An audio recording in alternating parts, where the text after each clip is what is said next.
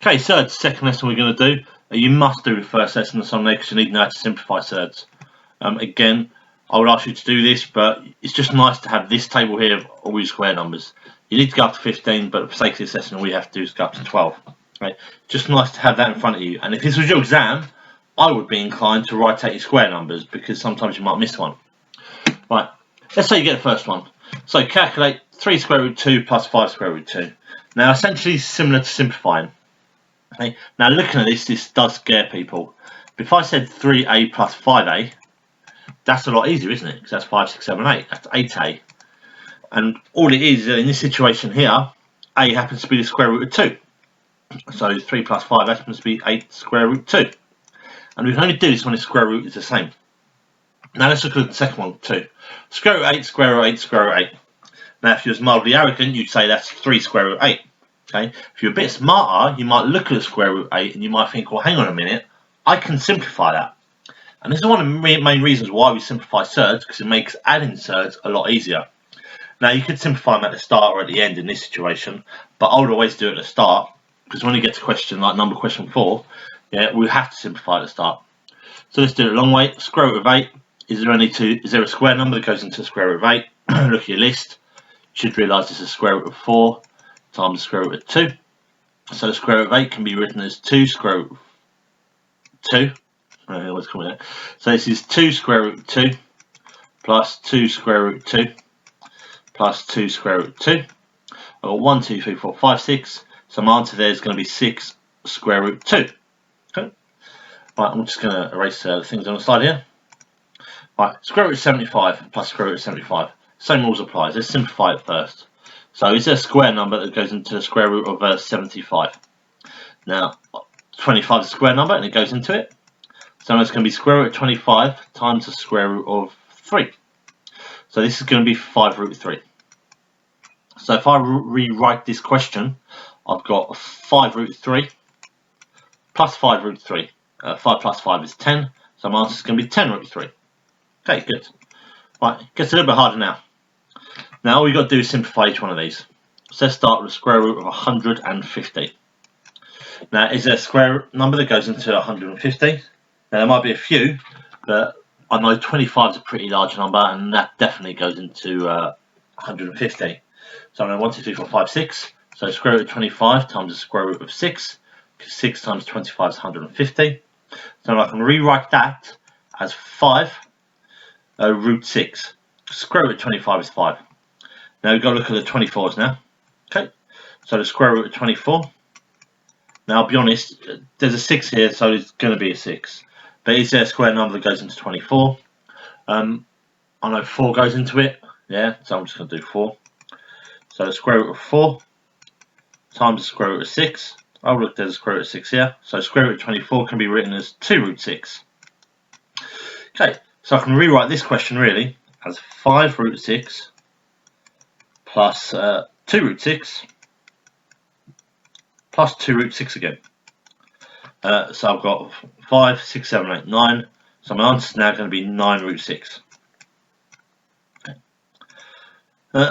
Next one, root 32 plus root 50 plus root 50. Now pause the video and try and work this out, please. But let's simplify the square root of 32. Okay, is there a square number that goes into square root of 32? 4 does, and you can work with the square root of 4, but then look at the surd and try and simplify it again. I'm actually going to go with the square root of 16. So I really want the biggest one. And that's going to be times by the square root of 2. Square root of 16 is 4, so it's going to be 4 root 2. Okay, so square root of 32 can be written as 4 root 2. 50, so let's do the square root of 50.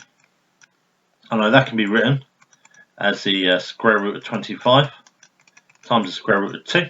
Square root of 25 is 5, so that's 5 root 2. So I can write this as 5 root 2 and 5 root 2 again. So I've got 5, 10, 14, so I can write my answer there is going to be 14 root 2. And it just makes things a lot easier. Let's do the last one. Okay, so let's do 125. Square root, is there a square number that goes into it? You've got 25 at the end, so that's a massive clue.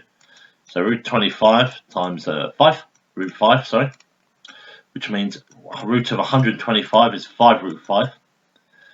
And don't think you can just type this into a calculator, because these questions will come up in a non-calculator paper.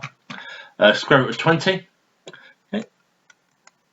That can be rewritten as the square root of, well, 4 goes into it, and that's a square number, times the square root of 5, so 2 root 5. So this sum, I can write it as 5 root 5 plus 2 root 5 plus 2 root 5. So I've got 5, 6, 7, 8, 9. So my answer is going to be 9 root 5. So the key point of this is simplify first and then add up all the ones that have the same roots. If you get a question that has different roots, you can't add them together. Same as if you had a question that had A's and B's, you can't add A's and B's together. Right, so here you are. The ones on the left are slightly easier because there's 2 of them. The ones on the right are a little bit harder because there's 3 of them. Work your way through the questions, please. Pause the video if you want. I'm not going to show you the answers, but put them into your calculator. Your calculator will tell you the answer straight away. Right, expanding double brackets. I hope that you can all do this, but let's do it a long way. X times x is x squared. X times 4 is 4x. 3 times x is 3x.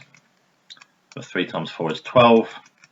You can normally always put the 2 middle terms together. Okay, 4, 5, 6, 7, so the answer is 7x. Okay, this should not be new to anybody. No, I can't bother, it's too easy. Now this one here, exactly the same rules apply. Okay, so I'll do it like that. So 1 times 3 is 3. Good. And I do 1 times the square root of 2. Don't be phased by it, it's just the square root of 2. Then I'll move on to the other square root of 2. Okay, so I'm going to do the square root of 2 times 3, which is just 3 root 2. Nothing complicated going on there. Now the square root of 2 times the square root of 2, I'm going to do this a long way, is the square root of 4. Now when you see a square root of 4, you should look at that and think, hang on a minute, 4 is a square number, so I'm actually going to replace that with 2. And you see what can I add together. I've got a whole number 3 and a whole number 2. I can add that together to make 5. And I've got a couple of root 2's. So I've got 3 root 2 and 1 root 2, which makes it 4 root 2. And that's this number simplified. So same as expanded brackets, we just got surds to make it a little bit harder. Okay, and sometimes your answers are really nice and you have to just get a whole number and all your surds cancel out. Let's try another one. I recommend you to actually pause this to try it. Make it a little bit bigger. Right, same rules apply.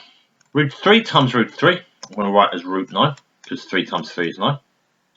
Root 3 times root 7 is going to be plus the square root of 21.